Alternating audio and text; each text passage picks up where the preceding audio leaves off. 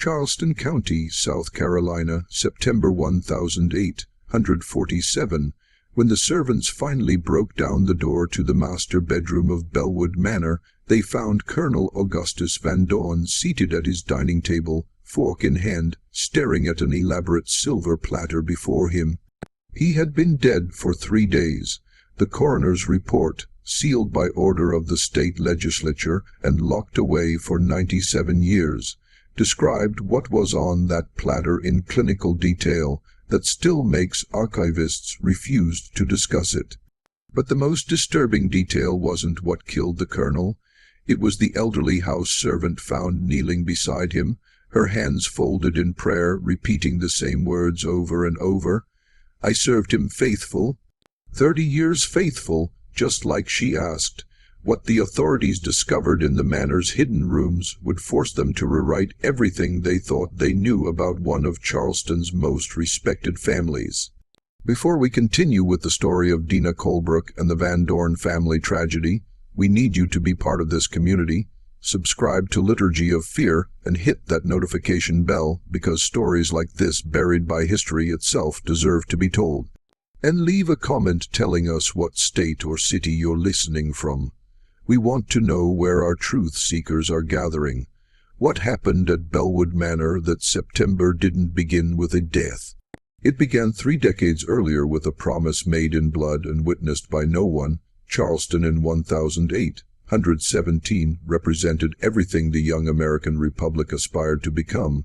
The city's white-columned mansions rose like monuments to prosperity along the Ashley River, their manicured gardens stretching towards cypress swamps that marked the boundary between civilization and wilderness.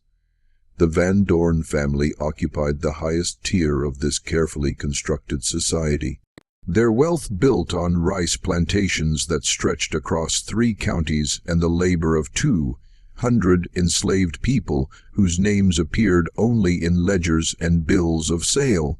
Augustus Van Dorn married Constance Pritchard in the spring of 1816, uniting 2 of Charleston's founding families in a ceremony that lasted 3 days and cost more than most men earned in a lifetime.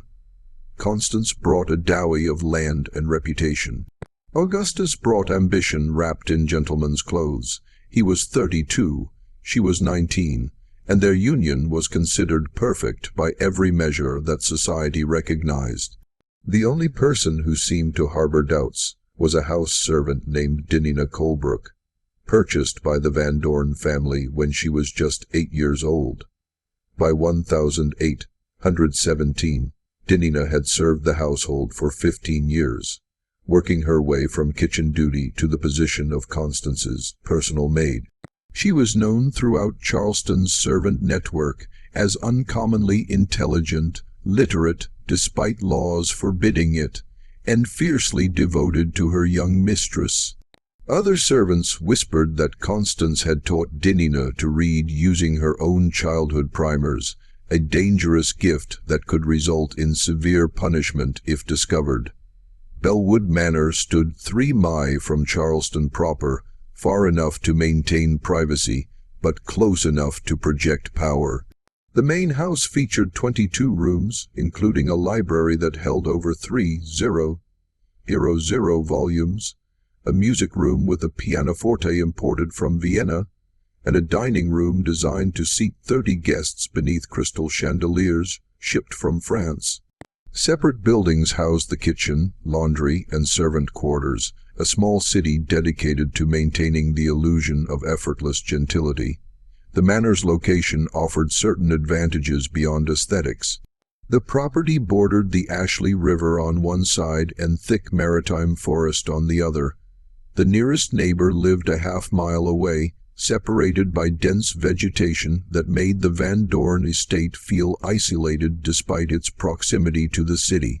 This isolation, which Augustus praised as providing peaceful contemplation, would later prove significant in ways no one anticipated. Dinah occupied a small room attached to the main house, a privilege granted to upper servants. Her quarters consisted of a narrow bed, a wooden chest for her few possessions, and a window that overlooked the herb garden. Other servants occupied the quarters building, but Dinah's position required her to remain close to her mistress at all times, day and night. This arrangement struck some as unusual. Personal maids typically returned to the quarters after evening duties, but Constance insisted, claiming she suffered from nightmares and needed Dinah nearby for comfort. The truth, which Dinah would later reveal in testimony that was immediately suppressed, was darker than anyone suspected. Augustus Van Dorn presented a careful face to Charleston society.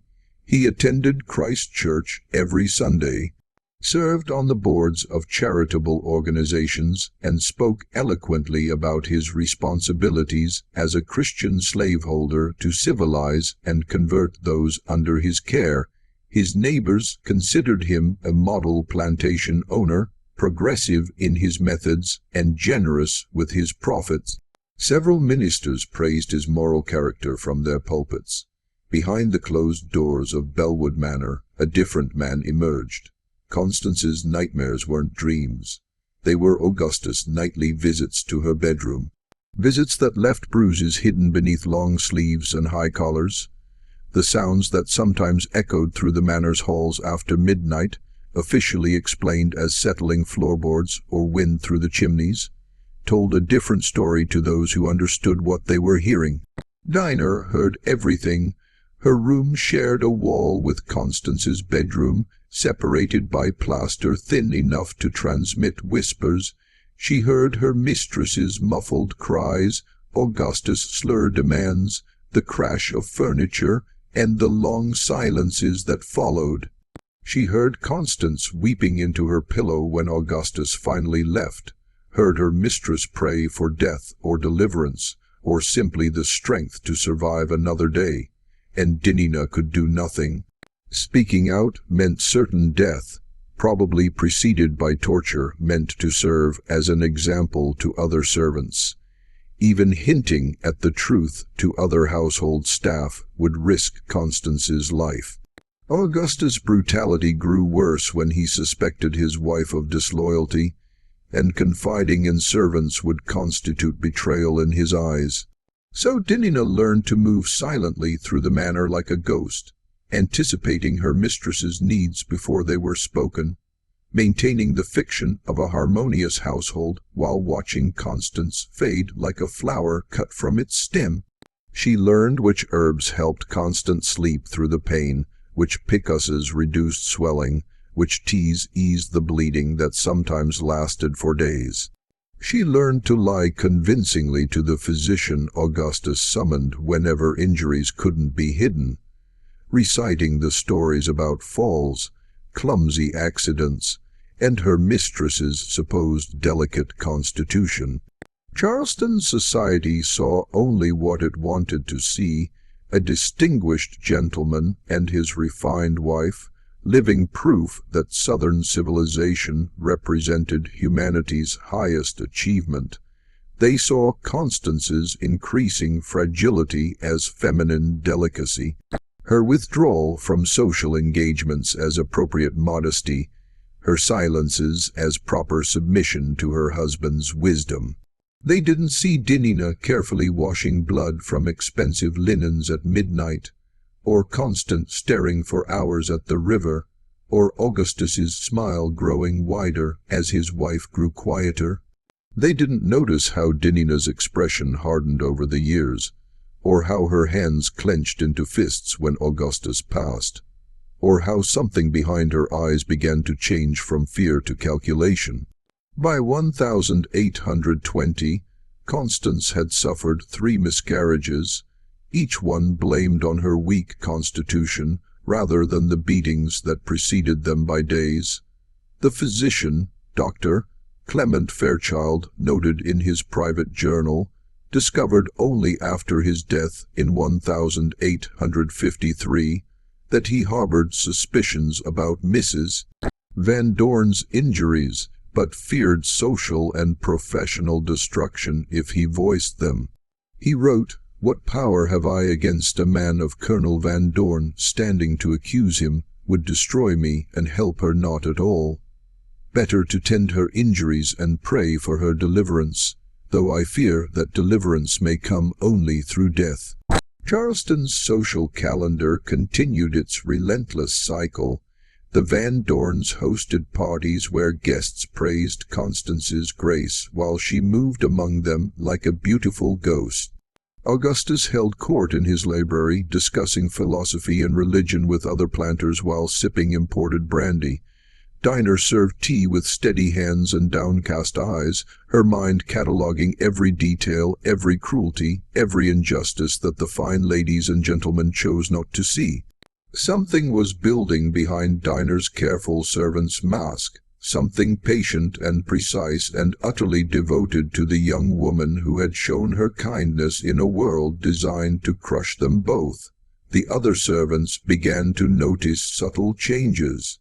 How Dinah would pause sometimes when handling Augustus' food, staring at his plate with an expression that made them uncomfortable. How she spent hours in the herb garden cultivating plants that no one requested. How she asked strange questions about poisons during casual conversations, then claimed she was concerned about rats in the kitchen. No one reported these observations to Augustus. The unspoken code among servants protected their own, and everyone loved Constance even as they feared her husband. If Dinah was planning something, most of them hoped she would succeed. But Dinah wasn't planning anything yet. She was waiting for the right moment, the right method, the right circumstances that would allow her to act without immediate discovery. She had learned patience through years of silent suffering, and she would need every ounce of that patience for what was slowly taking shape in her mind. The summer of 1820 brought unusual heat to the low country. Temperatures soared above 100 degrees for weeks, turning the rice fields into shimmering mirrors and making even simple movement exhausting. The heat frayed tempers throughout Charleston, leading to duels, domestic violence, and several deaths attributed to heat stroke. At Bellwood Manor, the oppressive weather seemed to amplify everything, including Augustus' cruelty and Dinah's growing desperation. On August 17, 1820, Constance Van Dorn tried to kill herself. Dinah found her mistress in the bathing room just after dawn, lying in a copper tub filled with water turned pink with blood. Constance had used a straight razor to open both wrists, the cuts deep and purposeful, the kind that comes from genuine determination rather than a cry for help. Dinah moved with swift efficiency born from years of crisis management. She pulled Constance from the tub, wrapped her wrists with strips torn from her own shift, and applied pressure while screaming for help. The other servants came running, and together they managed to slow the bleeding enough for Dr. Fairchild to arrive and complete the work. Augustus was away in Columbia on political business, a fortunate circumstance that gave them time to clean up the worst evidence. Dr. Fairchild, his hands still shaking as he sutured Constance's wrists, looked at Dinah with eyes that held both pity and terrible understanding. "Why?" he asked quietly, though they both knew he wasn't asking why Constance had tried to die. "She can't take no more," Dinah replied, her voice steady. Despite the blood soaking her clothes, she'd been asking the Lord to take her. I guess she decided to help him along. The physician nodded slowly, then did something that shocked everyone present. He turned to the assembled servants and spoke in a low, urgent voice. "Mrs. Van Dorn fell while bathing. The tub overturned and she struck her wrists against broken porcelain. That is what happened." "That is what you will say if anyone asks. Do you understand?" They understood. They understood the doctor.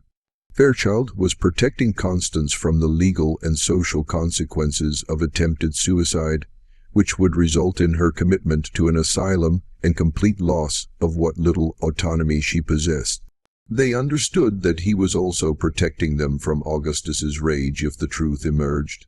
And they understood, though no one spoke it aloud, that the doctor knew exactly why Constance had wanted to die. Constance survived, though survived seemed too generous a word for her condition afterward. She lay in her bed for 3 weeks, staring at the ceiling with empty eyes, speaking to no one, eating only when Dinah forced small spoonfuls of broth between her lips. The scars on her wrists were angry red marks that would fade to white but never disappear, permanent reminders of her desperation. Augustus returned from Colombia, full of energy and political gossip, barely noticing his wife's deteriorated state. When he finally acknowledged her condition, he accepted Dr. Fairchild's lie about the bathing accident with barely a question. Either he believed it, or he simply didn't care enough to investigate further. He complained about the expense of the physician's extended care, grumbled about Constance's weakness, and resumed his normal routines, as if nothing had happened. But something had changed in Dinah. As she sat beside Constance's bed during those long recovery days, reading aloud from books of poetry, or simply holding her mistress's hand, a cold clarity settled over her like frost. Her mistress had tried to escape through death and failed. The physician knew the truth, but was powerless to act. Charleston society would continue pretending everything was fine. The law offered no protection. God, if he existed, appeared uninterested in intervening, which meant that if Constance was to find any relief, Dinah would have to provide it herself. The thought crystallized slowly, taking shape over weeks of careful consideration. Murder, the word felt simultaneously foreign and inevitable in Dinah's mind. She turned it over carefully, examining it from every angle, testing its weight. She had never killed anything larger than a chicken, and even that made her queasy. But she had also watched her beloved mistress bleed out in a bathtub, had seen the desperation in Constance's eyes, had heard her pray for death night after night. The practical obstacles seemed insurmountable. Augustus was a large, strong man in excellent health. He carried pistols when he traveled and kept rifles in his study. His position in society meant his death would trigger intense investigation. And if Dinah was caught, her execution would be slow and public, designed to terrorize other enslaved people into absolute submission. But Dinah had advantages, too. She was invisible. Servants always were to men like Augustus. She had access to his food, his drink, his private spaces. She was literate and had read extensively from the Van Dorn Library, including medical texts and botanical guides. She knew which plants growing wild in the South Carolina low country could kill, and which could do so while mimicking natural illness. Most importantly, she had time. Augustus was only 36 years old, likely to live for decades more. Decades of torturing Constance, decades of bruises and blood and despair, unless someone stopped him. Dinah began her education in death with the same methodical care she brought to all her duties. She studied the medical books in Augustus' library during the few hours she had to herself, learning about diseases common to the region: malaria, yellow fever, cholera, typhoid. She memorized symptoms, timelines, mortality rates. She noted which illnesses progressed slowly versus quickly, which prompted physicians to order autopsies, which were so common that they rarely warranted deep investigation. She expanded her herb garden, claiming she was developing remedies for common ailments. The other servants appreciated her efforts. Her picasses genuinely helped with minor injuries and illnesses. Augustus never noticed the additional plants. Why would he? The garden was servants' business beneath his attention. Among the medicinal herbs, Dinah cultivated other species: white snake root, which caused trembles and could be mistaken for various wasting diseases; foxglove, whose digitalis affected the heart in ways that mimicked natural cardiac failure; oleander, beautiful and deadly, growing wild throughout the low country. She learned their properties, their dosages, their effects, but she didn't act, not yet. Because rushing would mean discovery, and discovery would mean failure. and failure would leave Constance alone with Augustus forever. Constance slowly recovered from her suicide attempt. Though she remained fragile in ways that went beyond the physical, she barely spoke except to Dinah, and even then only in whispers. She moved through the manor like a ghost haunting the scene of its own death. At night, when Augustus came to her room, Dinah heard her mistress's prayers. "Please, God, please let it end. Please let me go." Those prayers became Dinah's purpose. If God wouldn't answer, she would answer in his place. She would become the instrument of Constance's deliverance, whatever the cost to her own soul. The years between 1820 and 1847 passed with terrible slowness at Bellwood Manor, each day a repetition of the last in a cycle of Gentile horror that Charleston society continued to ignore. But beneath the surface of those seemingly unchanging years, two parallel transformations were taking place. Constance Van Dorn's slow dissolution and Dinah Colebrook's careful preparation for murder. Constance aged rapidly after her failed suicide attempt. The young woman who had married Augustus at 19 became unrecognizable by 30. Her hair turned gray at the temples, then spread until she looked 20 years older than her actual age. Her skin took on a papery quality, stretched too tight over bones that became more prominent as she ate less and less. The monthly beatings continued with mechanical regularity, though Augustus seemed almost bored by them now, administering violence with the same casual attention he gave to business correspondence. She stopped leaving the manor entirely after 1825, claiming illness. Charleston society clucked sympathetically about her delicate constitution, while privately whispering about her strangeness, her reclusiveness, her failure to produce an heir. Some suggested Augustus should set her aside and remarry. Surely God wouldn't object to a man seeking a healthy wife who could bear children. Augustus deflected these suggestions with public displays of devotion that made Dinah's stomach turn. Dr. Fairchild visited regularly, prescribing tonics and rest. His eyes always avoiding Dinah's because they both knew the truth he refused to speak. He noted Constance's declining health in his journal with clinical detachment that barely concealed his guilt. Mrs. V continues her deterioration. No physical cause can be determined. I suspect the root is spiritual or mental, but such diagnoses remain beyond my expertise. I have failed her completely, but while Constance faded, Dinah grew stronger. Not physically. The years of labor and stress were taking their toll on her body as well, but in purpose and knowledge.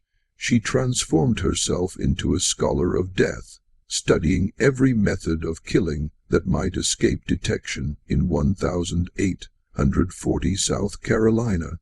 She learned that arsenic, the murder weapon of choice in popular novels, left distinctive traces in the body and prompted immediate suspicion. She learned that most plant poisons produce symptoms too dramatic and unusual to pass as natural illness. She learned that quick deaths triggered investigations while slow ones often went unquestioned, especially if the victim was known to be in poor health. She also learned about Augustus in ways that he never suspected. She observed his habits, his preferences, his routines. She knew that he drank exactly 3 glasses of brandy every evening in his study, that he insisted his meat be cooked rare, that he had developed a taste for oysters brought fresh from Charleston markets every Friday. She knew that he suffered from gout, that he refused to acknowledge publicly that his eyesight was beginning to fail, though he wouldn't admit it, that he sometimes experienced chest pains he attributed to indigestion. Most importantly, she learned about the secret room. Bellwood Manor held many secrets in its walls, but this was the deepest. Behind a bookcase in Augustus' study, accessible only through a hidden latch, lay a small chamber perhaps 10 ft square. Dinah discovered it by accident in 1828 while cleaning, seeing Augustus emerge from what appeared to be solid wall. She waited until he left for Charleston, then found the mechanism and explored the space. What she found there confirmed every terrible suspicion she'd harbored. A chair with leather restraints, chains attached to the wall, instruments whose purposes she didn't want to imagine, but understood anyway, and journals. Dozens of leather-bound journals in which Augustus had recorded his activities with disturbing clinical detail. Dinah read them all. Every page, every entry, every description of what he'd done to Constance, and in earlier years to enslaved women whose names appeared only once in his meticulous records before they disappeared from the plantation entirely. The journals revealed a man who had systematically transformed cruelty into a science, documenting his experiments in causing pain with the same careful attention other men brought to agriculture or business. She memorized passages without meaning to words searing themselves into her brain. Subject shows remarkable resilience, increased pressure to the ribs until I heard the crack, her eyes quite beautiful in their terror. The entries went back years, predating his marriage, revealing that Constance wasn't Augustus's first victim, merely his most permanent one. Dinah carefully returned everything to its exact position, locked the room, and spent the next 3 days vomiting whenever she thought about what she'd read. But the discovery crystallized her resolve. Augustus Van Dorn wasn't just a cruel husband. He was a monster wearing a gentleman's mask, and he would continue his tortures until someone stopped him. The question was no longer whether to kill him, but how to kill him in a way that wouldn't be discovered and wouldn't implicate Constance, because Dinah had realized something crucial. If Augustus died under suspicious circumstances, Constance would be the primary suspect. Wife murders husband. It happened often enough to have established legal precedent, and if Constance were convicted, Dinah would be called as a witness and probably executed as an accomplice. No, Augustus' death had to appear completely natural. It had to emerge from his own body's failure, something that could happen to any man in his 40s who worked too hard and indulged too much. Heart failure, stroke, sudden seizure, something that would prompt sadness rather than suspicion, that would allow Constance to become the tragic widow rather than the accused murderer. Dinah spent years researching, planning, discarding ideas, and developing new ones. She couldn't use anything that would appear in an autopsy if one were ordered. She couldn't risk any method that might produce symptoms before Augustus could consume a lethal dose. She needed something that would accumulate slowly, that would weaken him gradually until his body simply gave out. That would be attributed to middle age and natural decline. She finally found her answer in 1835 in a medical text discussing the treatment of heart conditions with digitalis extracted from foxglove. The book explained how the substance strengthened failing hearts in small controlled doses, but also noted that accumulated exposure caused the heart to become irregular and could lead to sudden cardiac arrest. The book warned physicians to monitor dosage carefully, as digitalis remained in the body for extended periods and could build to toxic levels even with consistent small doses. It was perfect. Augustus had already begun showing signs of heart trouble. The chest pains he dismissed as indigestion, the shortness of breath he attributed to hot weather, the occasional palpitations he refused to acknowledge. If his heart failed, even a thorough autopsy would likely attribute it to natural progression of cardiac disease. And digitalis occurred naturally in foxglove, which grew wild throughout South Carolina. There would be no suspicious purchases, no evidence of procurement, nothing to trace. But Dinah still didn't act because she'd realized something else. She needed Constance's permission, not explicit permission that would make her mistress culpable, but some sign that Constance wanted Augustus dead, that she would accept the consequences of his death, that she wouldn't be destroyed by guilt afterward. That sign came on a humid June evening in 1838. Augustus had been particularly brutal the night before, and Constance lay in her bed with bruises darkening her throat where he choked her until she lost consciousness. Dinah sat beside her as usual, applying cool compresses when Constance suddenly gripped her hand with surprising strength. "Dinah," she whispered, her voice raw from damage to her throat, "do you ever think about killing him?" The question hung in the air between them. Dinah's heart raced, but she kept her expression neutral. "Yes, ma'am," she finally answered. "Every day." Constance closed her eyes. A single tear traced down her cheek. "Me too," she breathed, "but I'm too weak. I've tried and failed. I can't do it myself." "I know, ma'am. If he were to die, I would grieve as a widow should grieve." Constance's eyes opened, meeting Dinah's directly. "But inside I would be glad. Do you understand me, Dinah?" "Yes, ma'am, I understand, and if that person were caught, I would swear I knew nothing. I would protect them however I could." "I understand, ma'am." Constance squeezed Dinah's hand once more, then released it. Neither of them spoke of it again. They didn't need to. Permission had been granted and received. A conspiracy formed without explicit acknowledgement, a pact sealed in the space between words, but Dinah still waited. Because she'd learned patience through years of service, and because she knew that the most effective plans were the ones executed without haste, she continued cultivating her foxglove, extracting its essence in small batches that she stored in unmarked bottles in her quarters. She continued observing Augustus, noting his health, his habits, his vulnerabilities. She continued being the perfect invisible servant while inside murder took root and grew.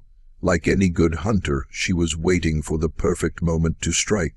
That moment would come nearly a decade later, prompted by something she couldn't have anticipated.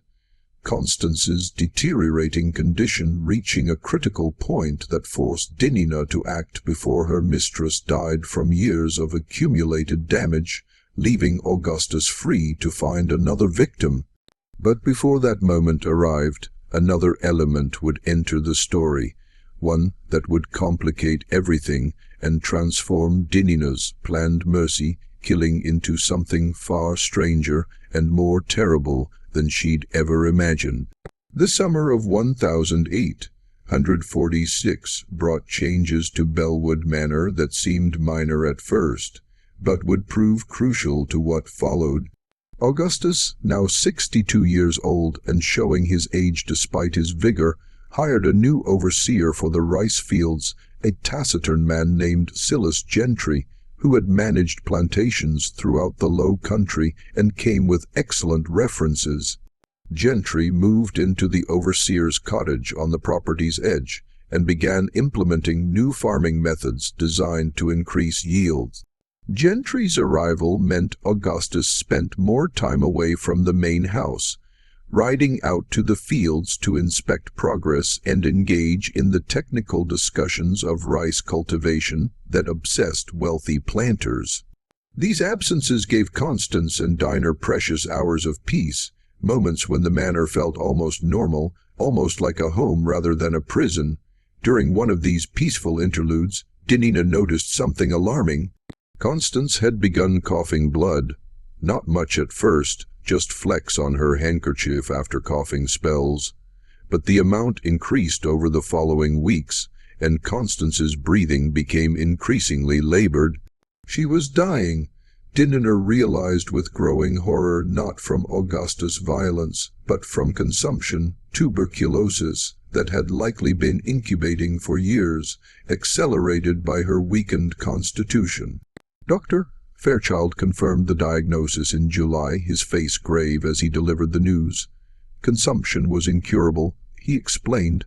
Some patients lingered for years, but in Constance's already fragile state, he gave her perhaps 12 months, possibly less. He prescribed rest, fresh air, and nutritious food, remedies they all knew were essentially useless. Augustus received the news with barely concealed irritation. A dying wife was inconvenient, requiring care and medical expenses while providing nothing in return. He complained about the cost of Dr. Fairchild's visits, grumbled about Constance's weakness, and made increasingly less effort to hide his cruelty. What did it matter if he left bruises on a woman already dying? Who would care? The diagnosis changed everything for Dinah. She'd spent years planning the perfect murder, but consumption was killing Constance faster than Dinah could kill Augustus. If her mistress died first, Dinah's entire purpose would evaporate. She would be left with nothing but her rage and grief, and Augustus would likely sell her or give her to another family member, removing her from the only place she'd ever known. Worse, if Constance died first, Augustus would be free to remarry. Some young unsuspecting woman would become his next victim, and the cycle would begin again. Dinah had read his journals. She knew he needed someone to hurt, that the cruelty wasn't about Constance specifically, but about power itself. Without a wife, he would turn his attention more fully to the enslaved women on the plantation, as his earlier journals revealed he'd done before marriage. Dinah had to act now, not in months or years, but now, while Constance still lived to see Augustus die, while justice, such as it was, could still be served. She began administering digitalis in September 1846, adding carefully measured drops to Augustus' evening brandy.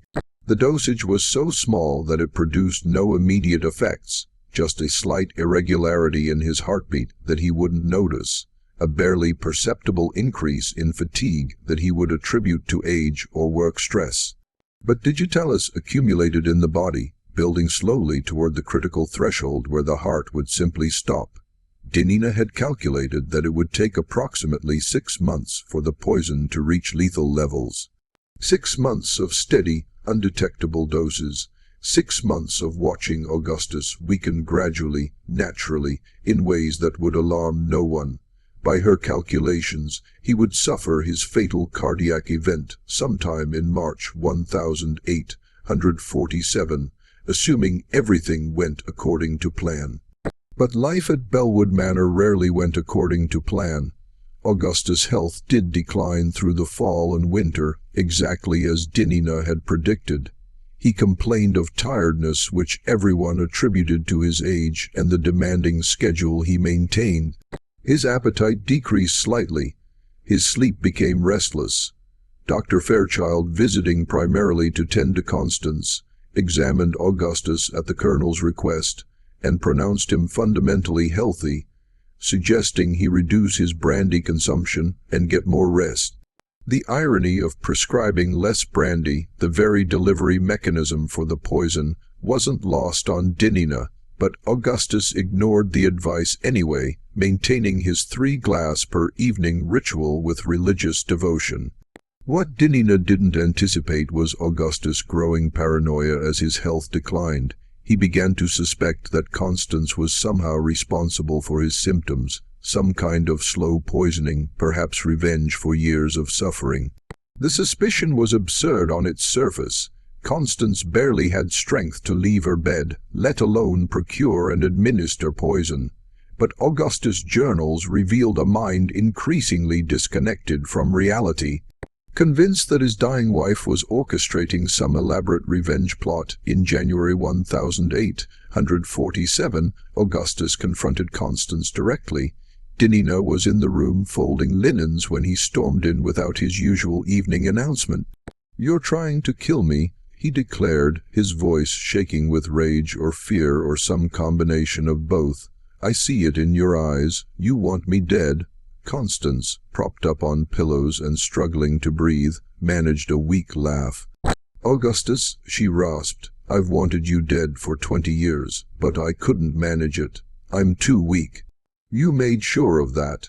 The admission should have enraged him, but instead it seemed to deflate something inside him. He stood there, this man who terrorized his wife for decades, looking suddenly old and uncertain. Then who he asked quietly, "Someone is doing this to me." "I can feel it." "Maybe God," Constance suggested, closing her eyes. "Maybe you're finally receiving judgment for your sins. Wouldn't that be fitting?" Augustus left without responding, but his paranoia only intensified. He began examining his food before eating, convinced someone was tampering with it. He accused the kitchen staff of attempting to poison him, causing 3 servants to flee the plantation in terror. He started carrying a pistol at all times, even within the house. But he never suspected his evening brandy, which he continued to drink with absolute trust. Why would he? The brandy came from bottles that were sealed, stored in his locked study, poured by his own hand. It was the one thing he was absolutely certain was safe. Dinah modified her plan slightly, reducing the digitalis dosage to account for Augustus' decreased food intake and increasing stress levels. She wanted his death to come naturally, not during one of his paranoid episodes that might prompt suspicious investigations. Patience, she reminded herself constantly. Just a few more weeks, but Constance was deteriorating faster than anticipated. By February, she was coughing blood constantly, her breathing reduced to shallow gasps. Dr. Fairchild privately told Dinah that the end was likely weeks away, possibly days. "Make her comfortable," he advised, pressing a small bottle of laudanum into Dinah's hands. "When the pain becomes too much, give her this as much as she needs. Do you understand what I'm telling you?" Dinah understood. The physician was giving her permission to ease Constance's death when the suffering became unbearable, even if that meant administering a lethal dose of opiate. It was a mercy he couldn't offer publicly, but could facilitate privately, trusting Dinah to know when the time came. Constance knew she was dying. She'd known for months. What she didn't know was whether Augustus would die first, whether she would live long enough to see Dinah's plan succeed. The uncertainty tormented her in ways the consumption didn't. "Promise me," she whispered to Dinah one evening in early March, her voice barely audible. "Promise me you'll finish what you started. Promise me he won't outlive me." "I promise, ma'am," Dinah replied, gripping her mistress's hand. "I swear it on my life. He will die before you do." It was a promise she would keep, though not in the way either of them expected. On March 12, 1847, Augustus Van Dorn experienced his first obvious cardiac episode. He was in his study reviewing ledgers when his heart suddenly began racing uncontrollably. He described it later to Dr. Fairchild as feeling like a bird was trapped in his chest, beating its wings frantically against his ribs. The episode lasted perhaps 90 seconds, then resolved as suddenly as it had begun, leaving him shaking and covered in cold sweat. Dr. Fairchild examined him thoroughly and found his heartbeat irregular, sometimes racing, sometimes slowing to an alarming degree. The physician prescribed complete rest, no alcohol, and no stress. Advice that was completely impractical for a man like Augustus. When Fairchild privately asked Dinah about Augustus' habits and diet, she described his routine honestly, omitting only the digitalis she'd been adding to his brandy for 6 months. The cardiac episode should have frightened Augustus into following medical advice, but instead it intensified his paranoia. He became convinced that the attack was evidence of poisoning, that someone, probably multiple someones, were conspiring to kill him. He began sleeping with his pistol under his pillow, startling awake at every sound, accusing servants of plots that existed only in his increasingly fragmented mind. Dinah watched this deterioration with mixed feelings. On one hand, Augustus' decline was proceeding exactly as she'd planned. His heart was failing, slowly but inevitably, in ways that would be attributed to natural causes. On the other hand, his paranoia was making him unpredictable and dangerous, a wounded animal lashing out at shadows. Constance, meanwhile, was barely conscious most of the time. Dinah administered laudanum regularly to ease her pain, and her mistress drifted through waking dreams, sometimes lucid, sometimes speaking to people who weren't there. During her clear moments, she would grip Dinah's hand and whisper the same question. "Is he dead yet soon, ma'am?" Dinah would reply, "Very soon," but soon was becoming increasingly uncertain. Augustus's heart was failing, but his sheer stubbornness seemed to be keeping him alive through force of will. Dinah couldn't increase the digitalis dosage without risking symptoms so obvious they'd trigger an autopsy. She was trapped in her own carefully constructed timeline, watching her mistress die while waiting for Augustus to follow. Then, on March 19th, something happened that changed everything. Dinah was in the kitchen preparing Augustus dinner when she heard a commotion from Constance's bedroom. She rushed upstairs to find her mistress sitting up in bed, something she hadn't been able to do for weeks, with blood streaming from her mouth, more blood than Dinah had ever seen. Constance was trying to speak, but only gurgling sounds emerged as she drowned in her own fluids. Dr. Fairchild arrived within an hour, but there was nothing he could do. Constance was hemorrhaging internally, her tuberculosis-ravaged lungs finally giving way completely. She would die within hours, possibly minutes. The physician prepared a massive dose of morphine and handed it to Dinah. "She's suffering," he said simply. "End it mercifully." But before Dinah could administer the morphine, Constance's hand shot out with surprising strength, gripping Dinah's wrist. Her mistress's eyes were clear, clearer than they'd been in months, burning with desperate intensity. She pulled Dinah close, so close that Dinah could feel Constance's blood-warm breath against her ear, and whispered 5 words that would echo through the next century of suppressed history. "Make him eat my heart." Dinah jerked back, certain she'd misheard, but Constance's grip tightened, her fingernails digging into Dinah's wrist hard enough to draw blood. She repeated the words clearer this time, each syllable deliberate. "Make him eat my heart." "Ma'am, I don't," Dinah began, but Constance cut her off with a violent shake of her head. "He ate my soul alive." Constance rasped, more blood bubbling from her lips. "For 30 years he consumed me piece by piece. Now he can eat what's left, the physical truth of what he did." She coughed, spraying blood across the white sheets. "Promise me, Dinah. Make him know what he devoured. Make him eat it." Dr. Fairchild, standing at the foot of the bed, had gone pale.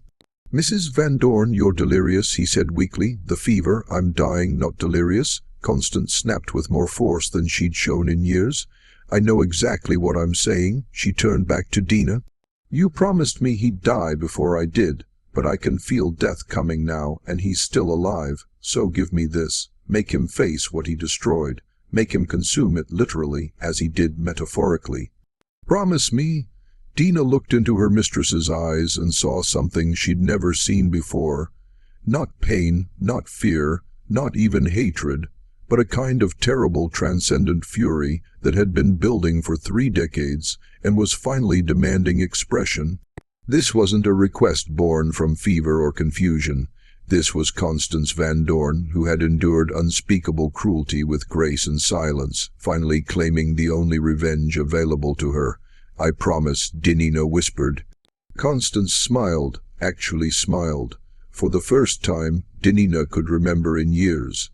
Then she released Dinah's wrist, closed her eyes, and allowed the morphine to take her away from a life that had been nothing but suffering.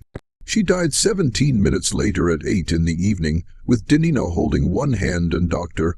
Fairchild holding the other. The physician, shaking, closed her eyes and pulled the sheet over her face. Then he turned to Dinah with an expression of absolute horror.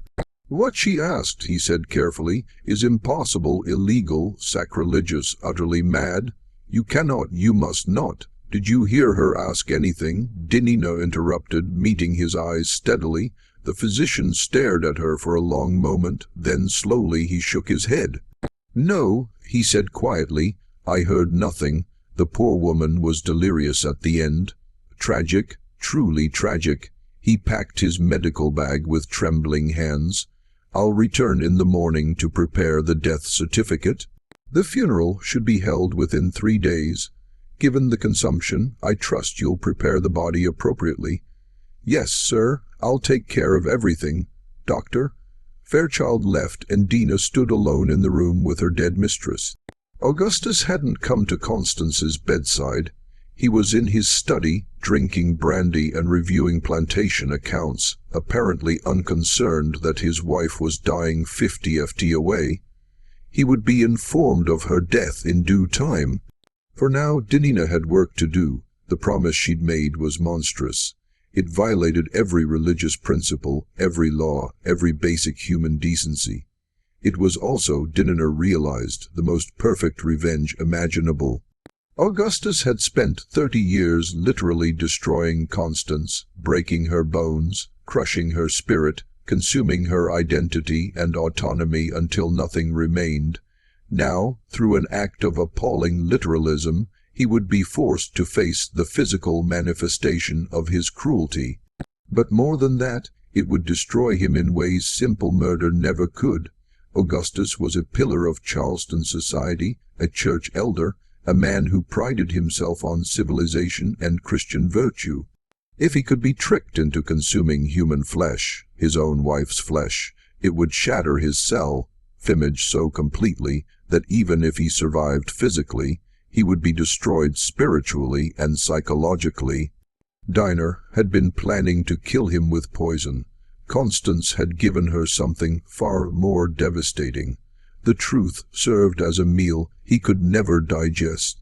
She worked through the night with surgical precision, motivated by love for her mistress and a cold, methodical fury that had been building for 3 decades. The anatomical details of what she did in that room will not be described here. This is a story about human evil, not gratuitous horror. Sufficient to say that she had medical texts to guide her, sharp kitchen knives for the work, and steady hands that had done difficult tasks before. By dawn, Constance's body was prepared for viewing and burial, dressed in her finest gown, looking almost peaceful. No one examining her would find anything unusual. The funeral traditions of the time didn't require extensive examination of the deceased, and the family physician had already certified consumption as the cause of death. In the kitchen, wrapped in wax paper and stored in the cold cellar, was approximately 1 pound of meat that looked identical to the venison Augustus regularly requested for his meals. Dinah had been careful about the size and preparation. It needed to be indistinguishable from game meat, something Augustus would consume without question. Just when we thought we'd seen it all, the horror in Bellwood Manor intensifies. If this story is giving you chills, share this video with a friend who loves dark mysteries. Hit that like button to support our content, and don't forget to subscribe to never miss stories like this. Let's discover together what happens next, because what Dinah was about to do would become the most suppressed crime in South Carolina history. Augustus took the news of Constance's death with what appeared to be genuine sorrow, though it was difficult to tell if he was mourning his wife or mourning the loss of his primary victim. He made all the appropriate arrangements. Funeral at Christ Church, burial in the family plot, obituaries in the Charleston newspapers praising her gentle nature and Christian virtue. He played the devastated widower with such conviction that several women from their social circle wept at his obvious grief. The funeral was held on March 22nd, 3 days after Constance's death. Augustus stood at graveside with bowed head while the minister praised Constance's patience and devotion. He accepted condolences with quiet dignity. He returned to Bellwood Manor and retreated to his study, claiming he needed solitude to process his loss. That evening, Dinah prepared his dinner: potato soup, fresh bread, and venison steak cooked rare, exactly how he preferred it. She served it to him in his study, where he sat surrounded by ledgers and papers, already beginning to move past his wife's death toward practical concerns of property and estate management. "Thank you, Dinah," he said absently, not looking up from his papers. "You've served this family faithfully for many years." 30 years, sir," Dinah replied, her voice steady. "I've been serving you and Miss Constance for 30 years exactly." "Has it been that long?" Augustus cut into the meat, which was tender and perfectly cooked. "Time passes strangely. Sometimes it feels like yesterday that I brought Constance home as my bride." He took a bite, chewed thoughtfully. "This is excellent. My compliments to the kitchen. I prepared it myself, sir. Special cut, very tender. I can taste that." Augustus consumed the entire steak with obvious enjoyment, washing it down with his brandy, which Dinah had prepared with the usual dose of digitalis. When he finished, he leaned back with a satisfied sigh. That may be the finest venison I've ever had. Where did we source it? Very local, sir. Close to home. Augustus nodded, already turning back to his papers. Dinah collected the empty plate and left the study, her heart pounding so hard she thought it might burst from her chest. She'd done it. She'd actually done it. Augustus Van Dorn, pillar of Charleston society and secret monster, had just consumed his wife's heart without knowing it. Constance's revenge was complete, but Dinah's wasn't, because Augustus was still alive, still breathing, still capable of hurting others. The digitalis would kill him eventually, but Dinah found she couldn't wait any longer. She'd promised Constance he would die first, and though her mistress was already gone, the promise still demanded fulfillment. Over the next week, Augustus' health deteriorated rapidly. The cardiac episodes became more frequent and more severe. He complained of nightmares, terrible dreams where Constance stood at the foot of his bed. Her chest opened like a grotesque flower, asking him if he'd enjoyed his meal. He woke screaming several times, convinced he could taste blood in his mouth, though Dr. Fairchild found no physical evidence of internal bleeding. It's grief, the physician explained to the household staff. The colonel is experiencing delayed shock at his wife's death. Perfectly natural. He needs rest and time to heal. But Augustus wasn't healing. He was unraveling. The combination of digitalis poisoning, cardiac failure, and psychological horror from the nightmares he couldn't explain was destroying him faster than Dinah had anticipated. He stopped sleeping entirely, afraid of what he might dream. He stopped eating, claiming all food tasted wrong, tasted like meat when it shouldn't, tasted like blood and fear. On March 28th, Dinah made a decision. She couldn't let Augustus die slowly, mad and suffering without knowing why. Constance had wanted him to face what he'd consumed, but he couldn't face it if he didn't know. The revenge would be incomplete if he died in ignorance. She waited until evening when Augustus was in his study drinking his brandy. He'd resumed this habit despite medical advice, claiming it was the only thing that helped him sleep. Dinah entered carrying his dinner tray, set it before him. Then, instead of leaving as she normally would, she stood there, hands folded, waiting. "What is it?" Dinah Augustus asked irritably. "Why are you hovering? I got something to tell you, sir. Something you deserve to know before you die." Augustus's head snapped up. "Before I die? What are you talking about?" "You're dying, sir. Been dying for 6 months now. Your heart's failing, getting weaker every day. Dr. Fairchild, don't know why, but I do." Dinah's voice was calm, almost conversational. "I've been putting poison in your brandy since September. Just a little bit each time, not enough to notice, but it builds up inside you. Digitalis, it's called, from foxglove. I grew it myself in the garden." Augustus stared at her, his face cycling through disbelief, rage, and finally settling on something like understanding. "You," he breathed. "It was you all along." "Yes, sir. Miss Constance wanted you dead. She asked me to do it, though not in words exactly. We had an understanding, her and me." Dinah took a step closer. "But that ain't the worst of it." "That ain't what I really came to tell you. There's worse than murder." Augustus tried to laugh, but it came out as a wheeze. His hand moved toward the drawer where he kept his pistol, but Dinah continued speaking, and her words froze him. "You remember that venison I served you the night of Miss Constance's funeral? The tender cut you said was the finest you ever had." Dinah watched his face carefully. "That wasn't venison, sir. That was Miss Constance, her heart, to be specific. I cut it out myself and cooked it for you, and you ate every bite." The color drained from Augustus' face so completely that for a moment Dinah thought he might faint. "No," he whispered, "that's impossible." "You're lying. You're mad." "Miss Constance made me promise." Dinah continued relentlessly. With her dying breath, "She made me swear I'd make you eat her heart. She said, 'You spent 30 years consuming her soul, so you ought to consume her body too. Make you face the truth of what you'd done to her, literally instead of just figuratively.'" "You're lying," Augustus repeated, but his voice lacked conviction. He was remembering the taste of that meat, the dreams that had followed, the sensation of something wrong that he couldn't identify. It was venison. It had to be venison. You can tell yourself that if it helps you sleep, Dinah said, but deep down you know I'm telling the truth. You can feel it, can't you? That's why you've been having nightmares. That's why food don't taste right anymore. Your body knows what you've done, even if your mind don't want to accept it.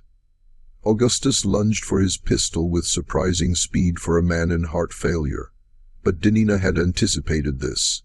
She'd positioned herself too far away for him to reach before he'd have to aim and fire, and her words had shaken him too badly for steady aim. He pulled the weapon from the drawer, hands trembling, and pointed it at her. "I should kill you right now," he said, his voice shaking as badly as his hands. "I should put a bullet through your brain and claim you attacked me. Everyone would believe it. Everyone would understand." "Yes, sir, they would," Dinah agreed calmly, "but killing me won't change what you did. Won't bring Miss Constance back, won't take her heart out of your belly." She paused. "And it won't stop your own heart from failing. You probably got a few weeks left, maybe less. Poison's already done its work. Shooting me won't save you." Augustus's finger tightened on the trigger, but he didn't fire. Perhaps he realized that killing Dinah would prompt an investigation he couldn't afford. Perhaps he was simply too shocked to act, or perhaps on some level he believed he deserved whatever was coming to him. "Why?" he finally asked, lowering the pistol slightly. "Why tell me this? Why not let me die in ignorance?" "Because Miss Constance wanted you to know what you consumed," Dinah replied. "And because I wanted to see your face when you realized the truth. Wanted to watch you understand that the Christian gentleman, the society leader, the pillar of Charleston, all of that's built on top of a man who's a cannibal. You ate your own wife's heart, sir. You can't ever undo that. You can't ever be clean of it." The pistol slipped from Augustus's fingers and clattered on the desk. He stared at Dinah with an expression that combined horror, hatred, and surprisingly a strange kind of respect. "You're a monster," he whispered. "No, sir," Dinah corrected quietly. "I'm a servant who loved her mistress more than she feared death. You're the monster. I just made sure you knew it before you died." She turned and walked toward the door, expecting at any moment to feel a bullet tear through her back. But Augustus didn't pick up the pistol again. He just sat there staring at his hands as if seeing them for the first time, while Dinah left the study and closed the door behind her. Augustus Van Dorn survived for 6 more days, though survived was too generous a word for his condition. He refused to eat or drink anything except water from sealed bottles. He fired the entire household staff except Dinah, partly because he needed someone to tend to him, partly because her presence seemed to be the only thing keeping him anchored to reality. He spent those days in his study, sometimes writing frantically in his journals, sometimes just staring at the walls. The cardiac episodes came more frequently, each one leaving him weaker than last. Dr. Fairchild visited daily, increasingly concerned, but unable to determine any specific cause for the colonel's rapid decline beyond general heart failure. On April 3rd, Augustus called Dinah to his study one final time. He looked like a corpse already, his skin gray and waxy, his breathing shallow. "I need to know," he rasped, "what you said about Constance. Did you really do it, or was it just a story to torment me?" Dinah met his eyes steadily. "What do you think, sir?" "I think," Augustus paused, struggling for breath. "I think it doesn't matter, because even if you lied, I believe it's true. I can feel it inside me like a weight I'll never be rid of. You destroyed me either way. Miss Constance destroyed you, sir. I just helped." Augustus nodded slowly. "Tell me something," he said. "Did she hate me at the end?" "No, sir." Dinah's answer seemed to surprise him. "She was beyond hate by then. She just wanted peace, and she wanted you to understand what you'd done to her, even if understanding came too late to matter." "It does come too late," Augustus agreed. He reached for a leather-bound journal on his desk and pushed it toward Dinah. "My confessions, everything I did. Everything I am, burn it. Don't let anyone know the truth." "I can't do that, sir." "Why not?" "Because the truth needs to exist somewhere, even if nobody ever reads it. Miss Constance's suffering needs to be written down. needs to be real in black and white. Otherwise, it's like it never happened, like she never existed. Dinah picked up the journal. I'll keep it hidden, but I won't destroy it. Augustus seemed to consider arguing, then simply nodded. As you wish. You've earned that right, I suppose. His breathing became more labored. I'm dying now, aren't I?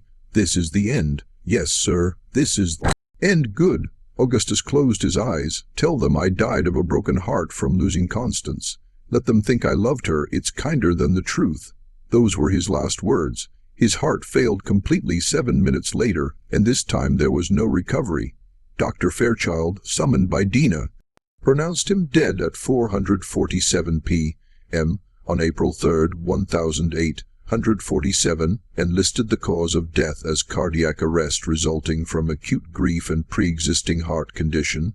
No autopsy was performed. No investigation was launched. Augustus Van Dorn was buried 3 days later in the family plot next to the wife, whose heart he'd unknowingly consumed. Charleston society mourned the loss of such a distinguished gentleman dead from the unbearable sorrow of losing his beloved bride. Only Dinah knew the truth, and she wasn't telling. The aftermath of Augustus Van Dorn's death unfolded with bureaucratic efficiency that masked the horror lurking beneath the surface. The estate entered probate, revealing that Augustus had died deeply in debt despite appearances of wealth. The rice plantations were sold to cover creditors. The enslaved people, including Dinah, were divided among Augustus' distant relatives as partial payment of debts. Dinah was transferred to Augustus's cousin in Colombia, where she lived for another 18 years in relative peace, serving a family that treated her with indifference rather than cruelty, a vast improvement over life at Bellwood Manor. She never married, never had children, and rarely spoke about her years with the Van Dorns, except to say that she'd served them faithfully. She kept Augustus's journal hidden among her few possessions, wrapped in oilcloth, and buried at the bottom of her trunk. She couldn't read it. The contents would have destroyed what little peace she'd found, but she kept it because it was proof that Constance Van Dorn had existed, had suffered, and had been murdered slowly over 30 years by a man the world considered respectable. Dinah died in 1865, just as the Civil War was ending and emancipation was becoming reality. Throughout the South, she was found in her quarters on the morning of January the 16th, sitting peacefully in her chair with the journal open on her lap.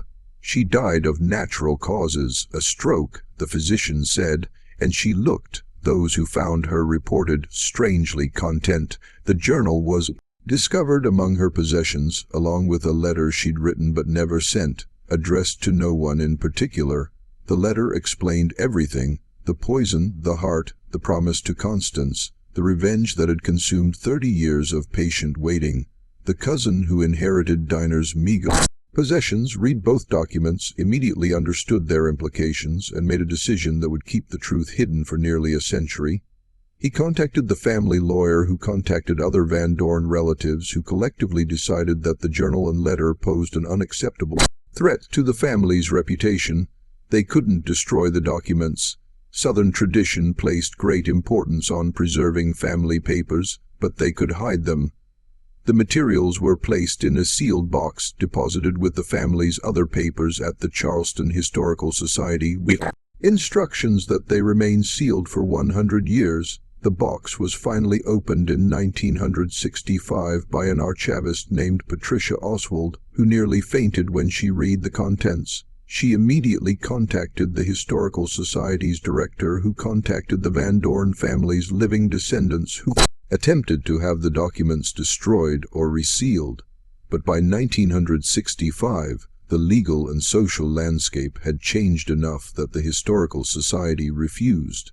The journal and letter were catalogued, though access was restricted to academic researchers who signed confidentiality agreements. Over the following decades, a handful of historians studied the documents, trying to verify Dinah's claims and determine how much of her story was truth versus elaboration or fantasy. The evidence, such as it is, remains ambiguous.